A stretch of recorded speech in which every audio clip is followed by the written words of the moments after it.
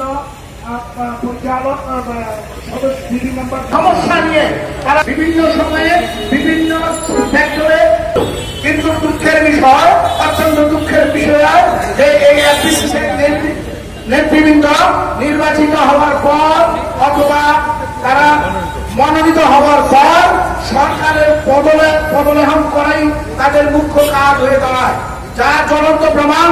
আপনারা সাংবাদিক সহ বাংলাদেশের সকল নেট জগতে এখনো সেই বক্তব্য বাড়িতেছে।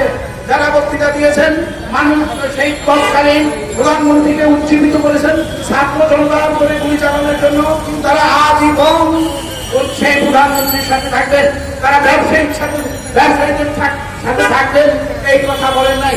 দেশের অর্থনৈতিক মূল চালিকা শক্তি যেই ব্যবসায়ীদের হাতে, সেই ব্যবসায়ীদেরকে, সাধারণ ব্যবসায়ীদেরকে কোনো মূল্যায়ন না করে, সেই ব্যবসায়ীদের মতামত না নিয়ে তারা প্রধানমন্ত্রীকে উজ্জীবিত করে বাংলার হাজারো ছাত্র জনতাকে গুলির মুখে নিক্ষিপ্ত করেছেন, রক্তাক্ত করেছেন রাজপথ। আমরা আজকে দাবি জানাতে আসছি, শুধু তাই নয়, যদি 48 ঘন্টার ভিতরে পদত্যাগ না করে তাহলে আমরা অবশ্যই পরবর্তী সিদ্ধান্তগুলো এবং এমন পদক্ষেপ নিব, শুধু পদত্যাগ না, আরো অনেক কঠিন সবাইকে ধন্যবাদ। আপনারা, আমি তাদের প্রতি সমবেদনা জানাই। এই হাজার হাজার ছাত্র জনতা আজকে হসপিটালে, কিন্তু কিছু না, বক্তব্য একটা, দাবিও একটা। এই দাবি, এর বক্তব্য হলো এই এফডিসিতে এই ভোট আগামী 48 ঘন্টার ভিতরে পদত্যাগ করে বিল্ডিং ছেড়ে চলে যেতে হবে।